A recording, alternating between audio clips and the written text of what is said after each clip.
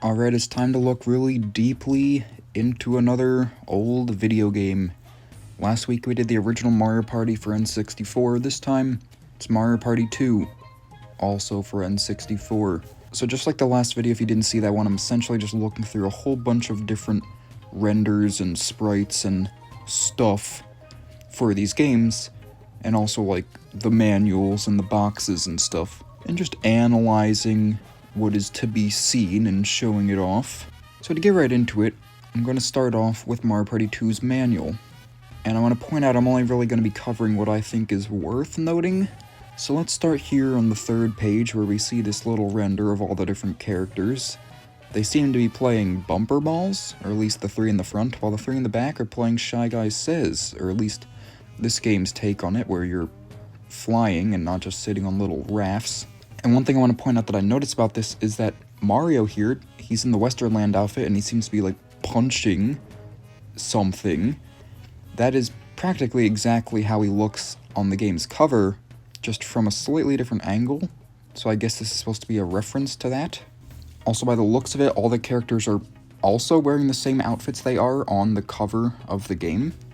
On the next page, we get a little introduction to the game, showing off Mario Land, the place that the game takes place in. And they list off all the characters: Mario, Luigi, Wario, Peach, DK, and Yoshi. But for whatever reason, they put a trademark on Mario and Wario and a register thing on Yoshi, but no kind of copyright thing on Luigi, Peach, or DK. And I'm not actually sure why that is. I'm assuming it's because only Wario, Mario, and Yoshi had games directly named after them at the time, although Donkey Kong did, so not sure what that's about. Although I guess not under the name DK, because there would later go on to be a DK series, where it was literally just called DK, like DK King of Swing and Jungle Climber. But yeah, not really sure what that's all about. And just like the last game's manual, we get a little character introductions page, yapping about the characters. Mario, our merry hero's favorite item is the mushroom, of course. He runs like the Dickens and can skillfully master any minigame. I am going to look up whatever that means immediately, because I've never heard that word in my life. So I'm getting two definitions of Dickens. One is a euphemism for devil. So yeah, there's no way that's what they were going for. The other one is just used for emphasis, or if that's the same one, used when asking questions. I don't know what running like the Dickens is then, so that doesn't make any sense. Anyway, Luigi, Mario's younger yet taller brother, is a determined man of many talents. His item of choice is the skeleton key.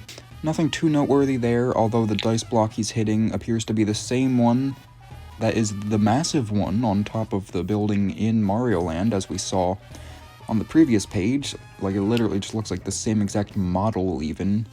Yoshi, the wide-eyed Yoshi, is always full of energy.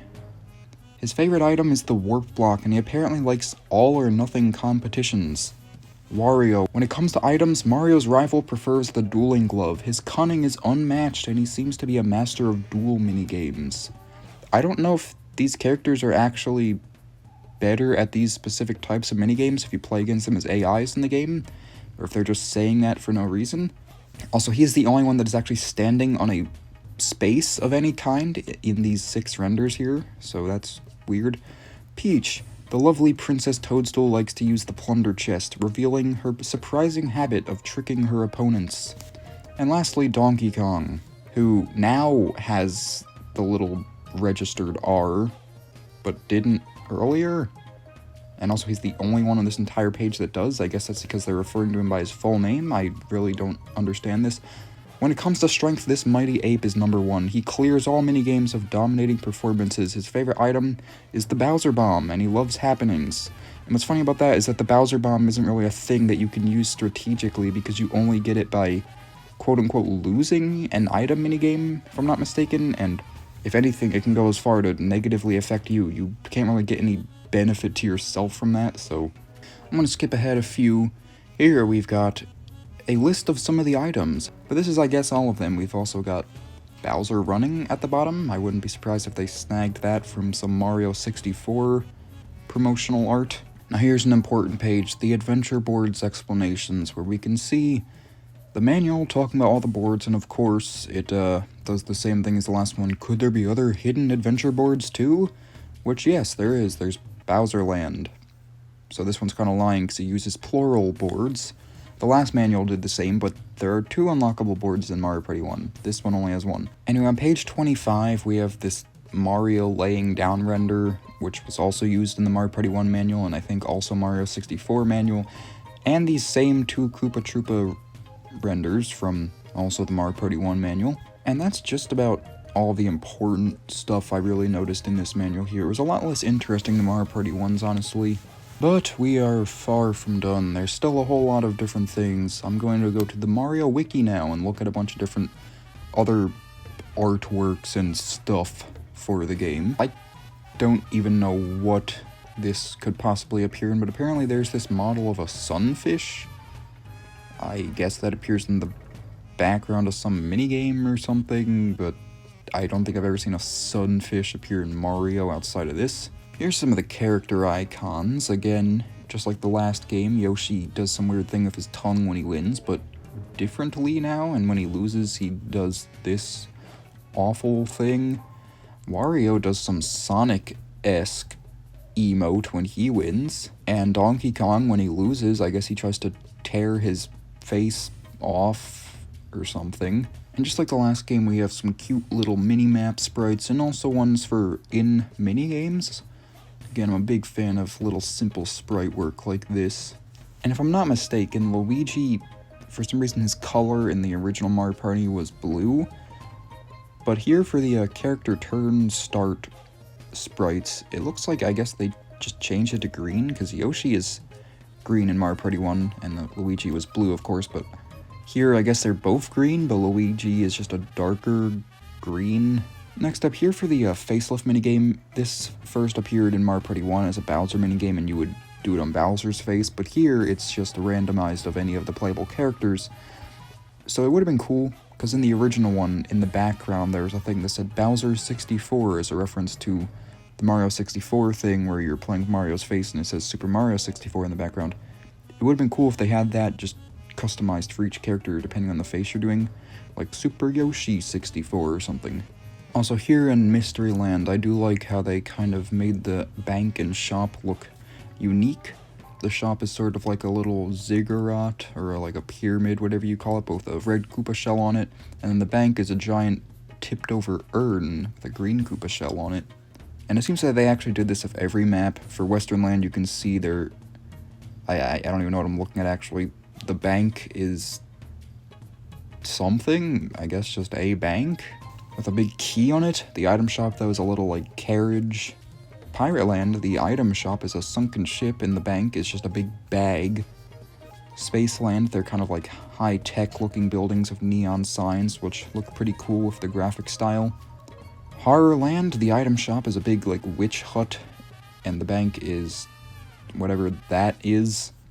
On the box right here, you can see they tried to represent a bunch of the different maps. On the bottom, you can see Mystery Land. Top left, you see Horror Land. Top right, you see Space Land and Western Land. And then they don't really show Pirate Land anywhere. And obviously they don't show Bowser Land because that's the secret map. But they do kind of suggest that Pirate Land, just based on the kind of obscured by the text. On the far right side, you see Bowser's, like the Pirate Bowser Wanted poster. And also, of course, Yoshi is wearing the Pirate Land outfit. On the back of the box, they were bold enough to say the best party game ever just got better.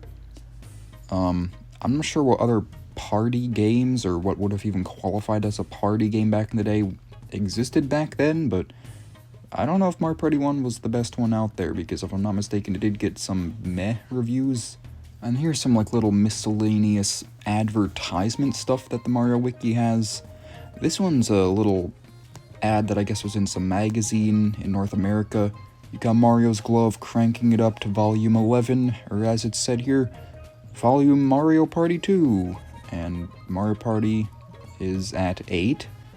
So they were really cranking it up with this game, I guess.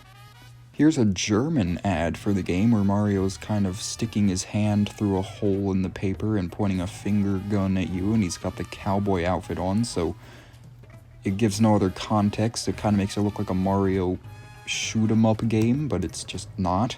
Here's some other, I think it's an ad. It says, includes, oh, okay, never mind. This is the Prima strategy guide, and it says it came with some pull-out item cards. I'm curious to see what those look like.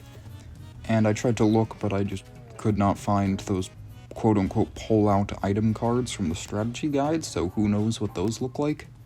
So anyway, that's all for now. A little less than last week of Mario Party 1, but that's alright. Obviously, next week we'll do Mario Party 3, but for now, if you like this one, consider liking, commenting, and subscribing, and thanks for watching.